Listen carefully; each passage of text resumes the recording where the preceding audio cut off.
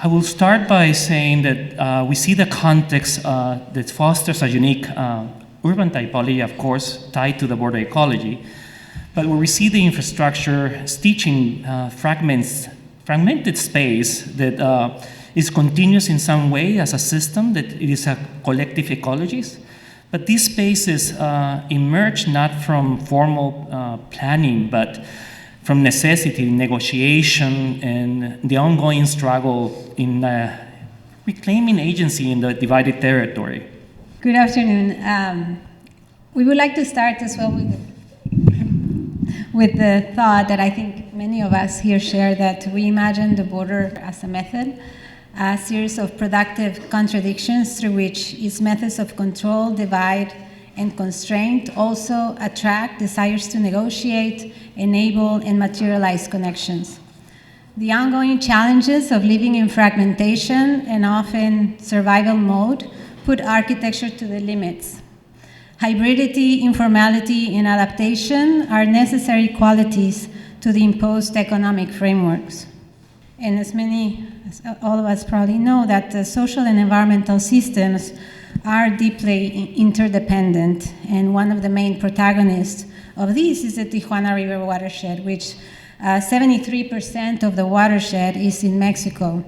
The water flows from east to west, and nearly 80% pass through Tijuana's urban footprint, one of the densest in the state, north and south, before reaching the ocean and that tip on the US side. So we might ask, what if the border has been drawn just a few meters up north, with the perception of landscape, mobility, and environmental impact? How would have shifted? So, of course, the border wall is a stark reminder of inequality, yet at the same time is a backdrop of everyday living, and to navigate and sometimes transform into an opportunity. But we see also sometimes that we could understand this context as an opportunistic landscape, where conflict becomes a driver for resourcefulness.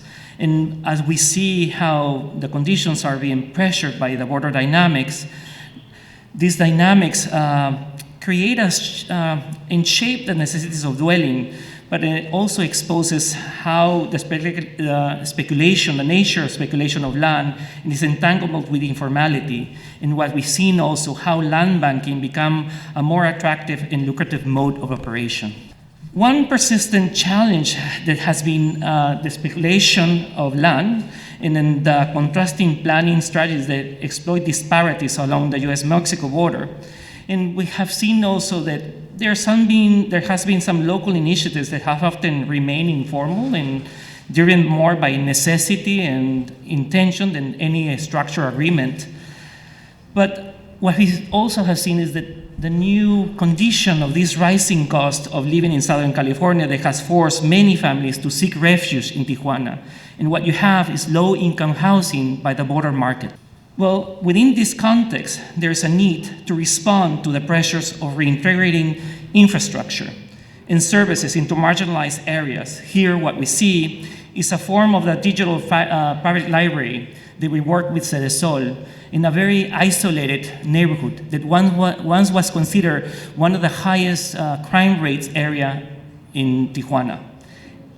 So this idea of bringing infrastructure in irregular settlements, we think that also becomes like living rooms. This lens of architectural practice to intervene as infrastructure extends to our projects with Infonavit, which is Mexico's National Fund for Housing, where in Tecate we address the demands of rural housing.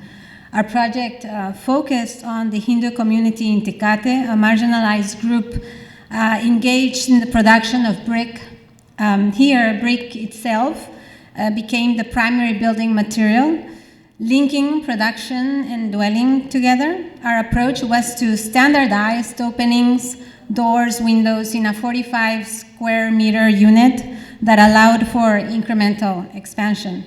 This project underscores the relationship between territory and living, how land is used for production. it is consumed and exported, while residents find ways to support themselves economically through that production. Unlike generic housing developments built by large-scale developers in past social housing models, this model instead tries to emerge from local knowledge. So the project was part of the broader initiative of Infonavit, the Laboratory for Housing Research in Apan, Mexico. And this is the outset of the shift in 1990 when Infonavit was more involved in the production of housing and becoming more a financial system.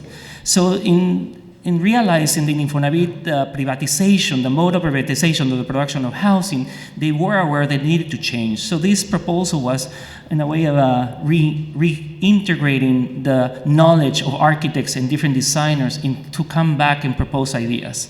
So it became this, I would say we can critique it also because it became this kind of ordos for the poor in a sense, and then I think that we need to learn from those mistakes also. Now, in this regard, the house was built very cheaply, yes. We had a budget of $10,000 and was able to build it in $8,000.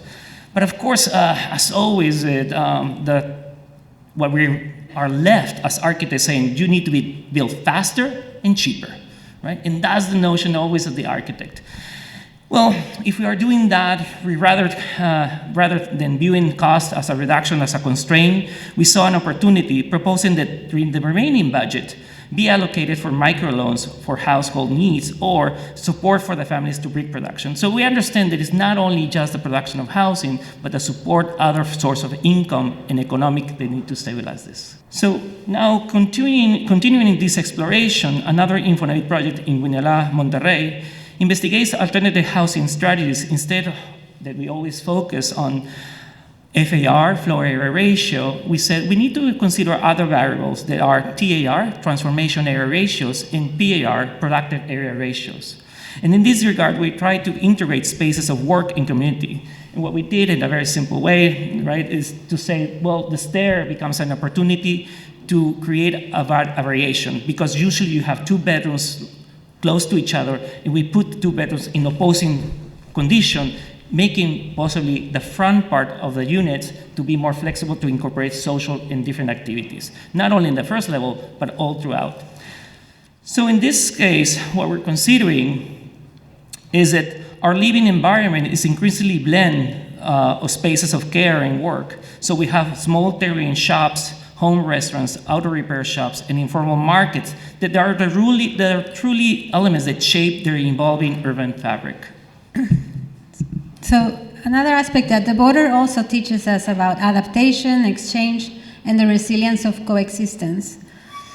In San Diego, we have been exploring how lessons from Tijuana can inform responses to the urgent need of the housing crisis in Southern California. And so this project is a reminder that housing is deeply connected to educational access. School district policies reinforce segregation, limiting opportunities for low-income families to have that access. Segregated children go to segregated schools. One of the current challenges is how can housing development infiltrate these systems and create more equity to urban mobility and education. So this project, developed by the initiative of Tyler Hansen, who I think is here, and in collaboration with Philip Bossart and Georgina Best, started before the SB 9, which is a policy allowing subdivision of single-family lots, where in this project we explore strategies for reconfiguring properties to share resources, reduce construction costs, and enhance affordability.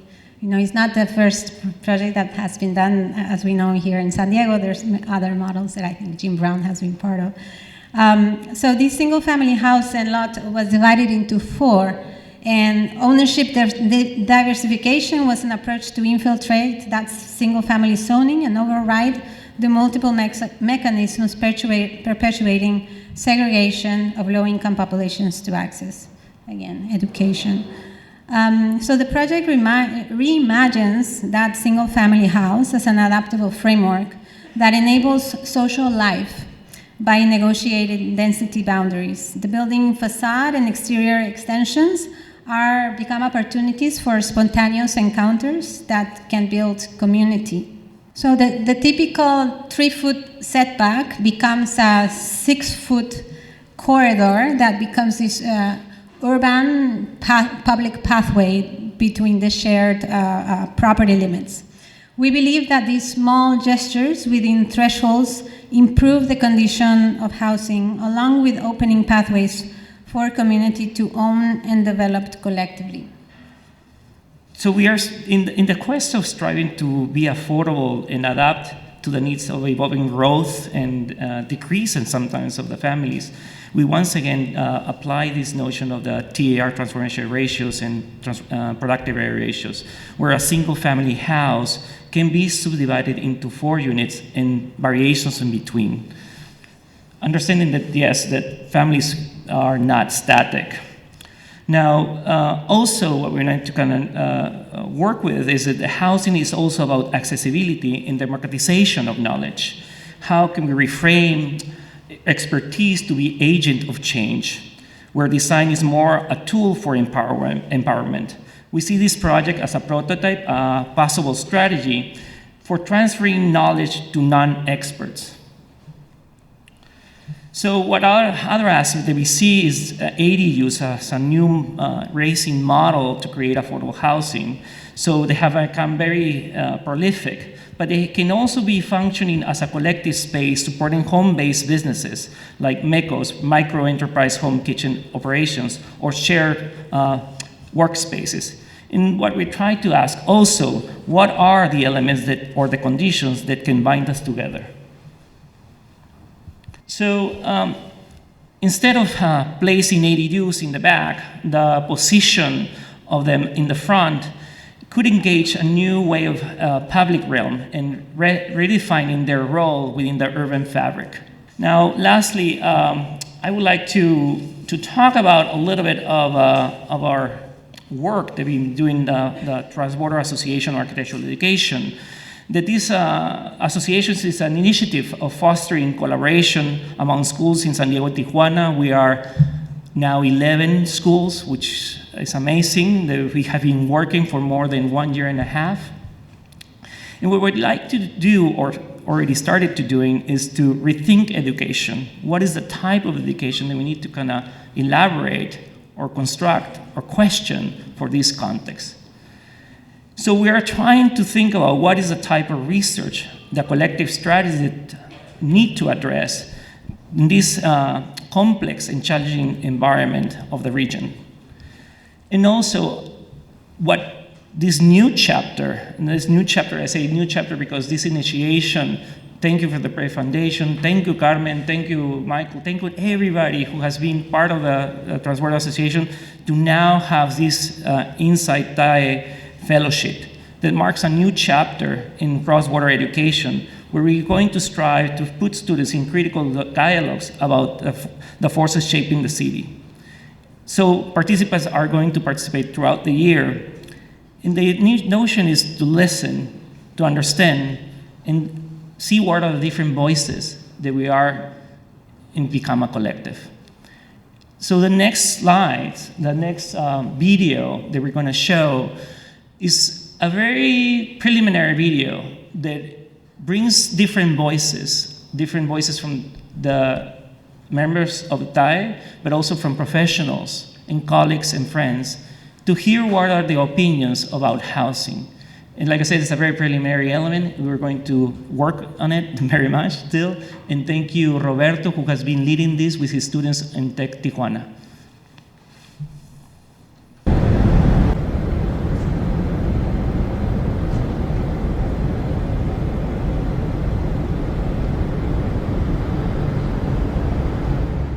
I'm really hoping to stop the gentrification, frankly, or at least provide an alternate to it. Rents are based on what the market will bear. It has nothing to do with how we commune with each other.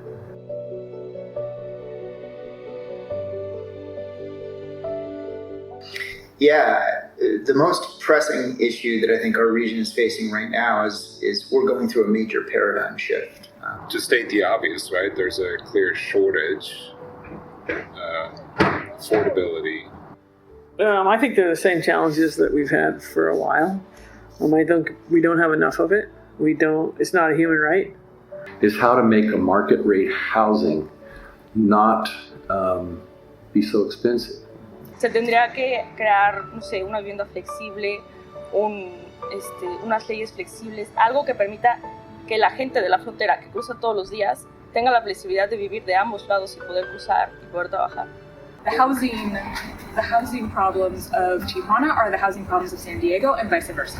I don't think there are enough cross-border innovative solutions, not that I'm aware of. There's a lot of housing solutions, but in the end, those help their own people, so to speak, not the ones that really need it. Thank you so much.